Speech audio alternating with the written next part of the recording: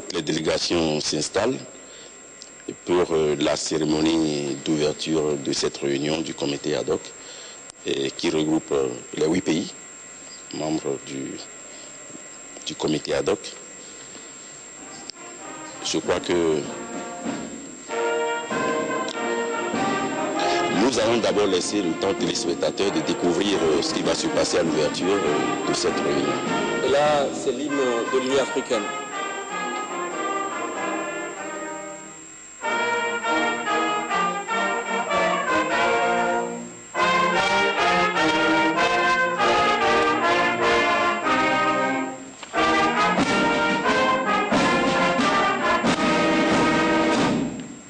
Je vous remercie.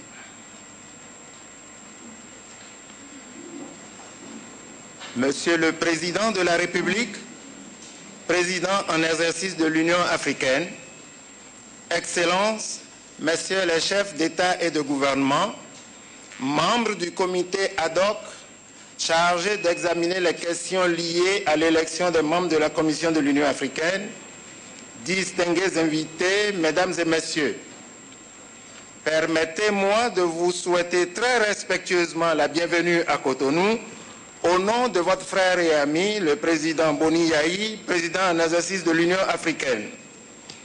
Dans un instant, notre président en exercice procédera à l'ouverture solennelle de la réunion au sommet par une brève allocution. À partir de cet instant, tous les regards seront tournés vers vous, tant les attentes sont grandes et l'enjeu de taille.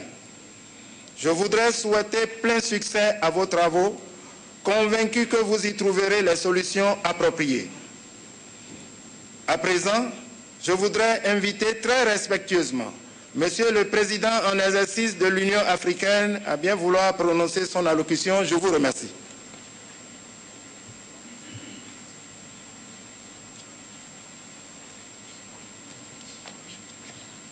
Excellences, Messieurs les chefs d'État et de gouvernement, Mesdames,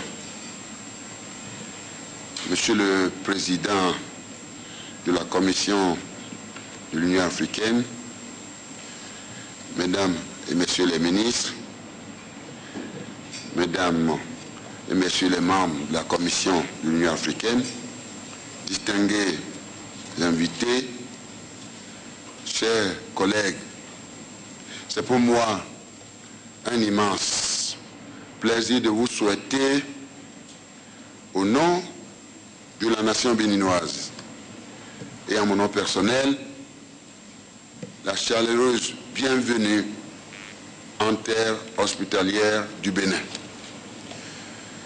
La présente rencontre, mes chers collègues, se tient à la suite, comme vous le savez bien, de la réunion informelle qui a eu lieu ici même à Cotonou, il y a exactement un mois, au cours de laquelle nous avons promis de nous accorder autour des valeurs essentielles de paix, de sécurité, de stabilité, de meilleure gouvernance et de mise en place des infrastructures devant rapprocher nos États, nos peuples et nos économies. Quelles que soient nos divergences linguistiques et institutionnelles. Cette rencontre se tient également dans un contexte marqué par la résurgence de conflits et de tensions dans certaines régions de notre cher continent. La paix est donc menacée, mes chers collègues, au regard des questions que s'emploie à examiner le Conseil de paix et de sécurité de notre commune organisation. Nous nous réunissons surtout dans le cadre de notre mission continentale qui nous charge de réfléchir pour trouver une solution à l'impasse née de la non-élection du président, du vice-président et des membres de la Commission de l'Union africaine lors de la 18e session ordinaire de la conférence des chefs d'État et de gouvernement des 29 et 30 janvier 2012 à Addis Abeba. Je voudrais du fond du cœur vous remercier avec beaucoup de respect d'avoir pris sur votre temps précieux et vos agendas respectifs très chargés pour répondre à cette invitation dans le cadre de cette mission de haute portée pour notre Union continentale. Excellences, Messieurs les chefs d'État et de gouvernement, nos assises se tiennent au lendemain d'un drame qui a endeuillé le peuple frère du Congo.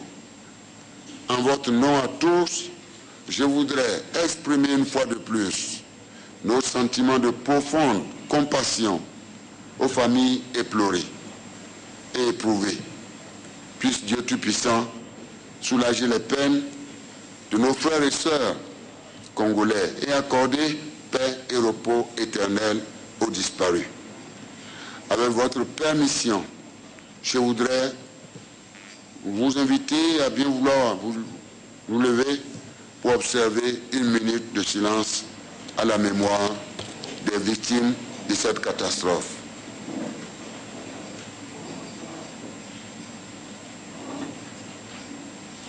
Merci beaucoup. Je vous remercie.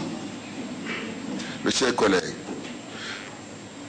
nous saluons les efforts du gouvernement congolais qui a su faire face à cette situation dramatique. Dans cette épreuve, le peuple congolais n'est pas seul. C'est tout le continent qui est de cœur avec lui pour lui témoigner sa compassion et son soutien. C'est pourquoi je me suis déplacé moi-même en votre nom pour lui transmettre vos compassions. C'est l'occasion de saluer l'élan de solidarité qui a été manifesté par la communauté internationale et africaine pour venir en aide au peuple frère du Congo. Le continent encourage les autorités congolaises à prendre les mesures pour poursuivre les efforts visant la restauration de la paix en vue de reprendre sa marche vers le progrès, la prospérité et le bonheur de tous les Congolais. Mes chers collègues, pour en revenir à l'objet de notre rencontre, il me plaît de rappeler que le sommet d'Addis Abeba nous avait offert l'opportunité de jeter un regard rétrospectif sur le bilan de notre organisation commune au cours des 4 dernières années à travers le rapport d'activité du président de la commission de notre union.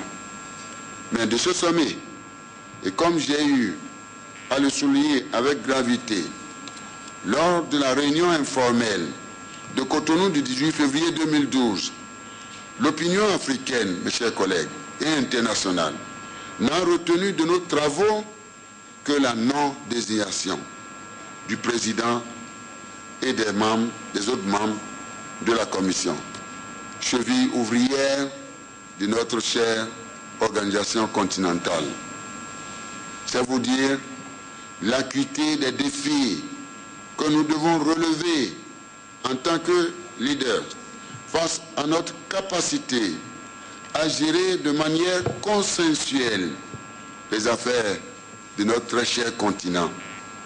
Excellences, messieurs les chefs d'État et de gouvernement et chères délégations, la raison d'être de notre présence ici aujourd'hui, je voudrais le rappeler, est de réfléchir sur certaines préoccupations découlant de nos difficultés à élire les membres de la Commission lors du sommet d'Addis Abeba et qui bloquent le fonctionnement harmonieux de notre institution commune.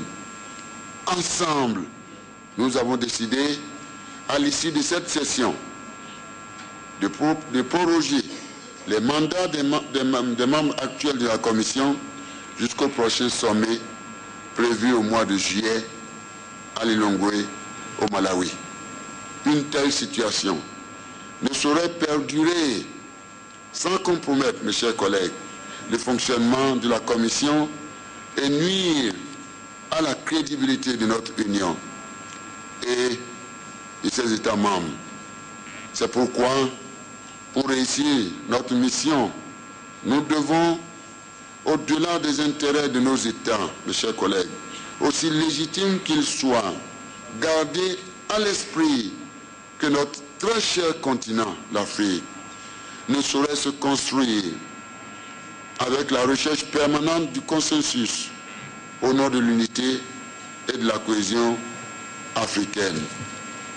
Excellences, Messieurs les chefs d'État et de gouvernement, au regard des difficultés auxquelles nous avons été confrontés lors de l'élection manquée du président de la Commission le 29 janvier 2012 à Addis Abeba, il nous faut à présent trouver les voies et moyens conformément à notre mandat pour prévenir et anticiper sur les éventuels blocages que nous pourrions rencontrer à Lilongwe. Du processus électoral qui a abouti à la suspension du scrutin après un 4e tour infructueux et des vifs débats que nous avons eus à cette occasion, il nous reste à répondre, à mon humble avis, à 2 questions, sauf erreur de ma part. D'abord, devons-nous nous orienter vers des solutions juridiques? 2. Allons-nous opter pour une solution politique? Je souhaite que Dieu Tout-Puissant inspire nos débats pour que dans un esprit de fraternité, de convivialité et de solidarité panafricaine, nous puissions poursuivre résolument notre marche inexorable vers la construction d'une Afrique véritablement unie et intégrée. Il y va de la crédibilité de notre organisation commune et de notre propre responsabilité en tant que leaders du continent soucieux de son développement et du bien-être de ses populations. Face aux multiples défis auxquels notre chère Afrique est aujourd'hui confrontée, il nous faut renforcer notre unité comme l'ont voulu les pères fondateurs de l'Organisation de l'Unité africaine. Au moment d'entamer nos réflexions, mes chers collègues, je voudrais partager avec vous ma ferme conviction que nos travaux aboutiront à des propositions concrètes pour sortir de l'impasse actuelle et regagner la confiance de nos peuples et de la communauté internationale. Pour ce faire, je voudrais savoir pouvoir compter sur votre compréhension et votre détermination à faire de nos assises une véritable réussite. Je terminerai mes propos en vous renouvelant mes souhaits de bons et agréables séjours chez vous, à Cotonou, au Bénin. Vive l'Union africaine, vive l'Afrique unie, intégrée, solidaire et prospère. Que Dieu bénisse notre cher continent, que Dieu vous bénisse. Je vous remercie.